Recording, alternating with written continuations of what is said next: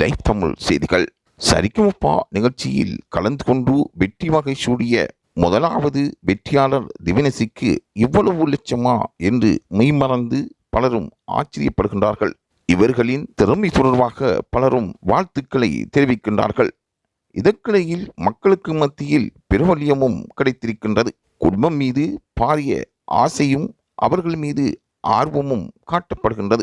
இந்நிலையில் முன்னிலை வைக்கக்கூடிய பிரபல்யங்களில் ஒருவராக இந்த போட்டியாளர் மாறியிருக்கின்றார். அவருக்கு கிடைத்த வரப்பிரசாதத்துக்கு கணக்கில்லை என்றே கூற வேண்டும். பலரும் வாழ்த்துக்களை தெரிவித்து அவர் மீது ஆசைப்பட்டு கொண்டிருக்கின்றார்கள். எந்த அளவு அவர் பிரபல்யம் மிக்கவராக மாறியிருக்கின்றார் என்றால், தற்பொழுதே அவர் மேடைகளில் பாடக்கூடிய வாய்ப்புகள் அவருக்கு கிடைத்து வருவதாகவும் அது தொடர்பாக அவருடைய பெற்றோர் பேசி வருவதாகவும் கூறப்படுகின்றது.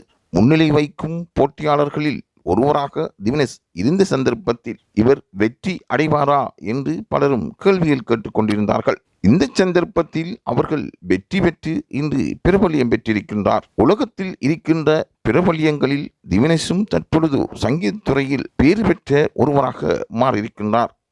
பாடசாலையில் அவருக்கு காத்திருக்கும் பெரிய வரவேற்பு மிக விரைவில் நடைபெற இருப்பதாக கூறப்படுகின்றது. எதிர்காலம் சிறப்பதற்கு இதுவும் ஒரு காரணமாக அமைந்திருக்கின்றது. சொல்லில் வளமும் அந்த பாடலில் இருக்கின்ற அசைவுகளும் பழைய பாட்டு மீது அவருக்கு இருந்த ஆர்வமும் அவரை உயர்நிலைக்கு அழைத்து சென்றிருப்பதாக கூறப்படுகின்றது. தற்பொழுதைய சந்தர்ப்பத்தில் அவரை நேர்முக போட்டி காணுவதற்காக பல ஊடகங்கள் வந்து கொண்டிருப்பதாக கூறப்படுகின்றது. எதிர்காலம் சிறப்பாக அமைவதற்கு லைவ் தமிழ் செய்திகள் வாழ்த்துக்களை தெரிவிக்கின்றன.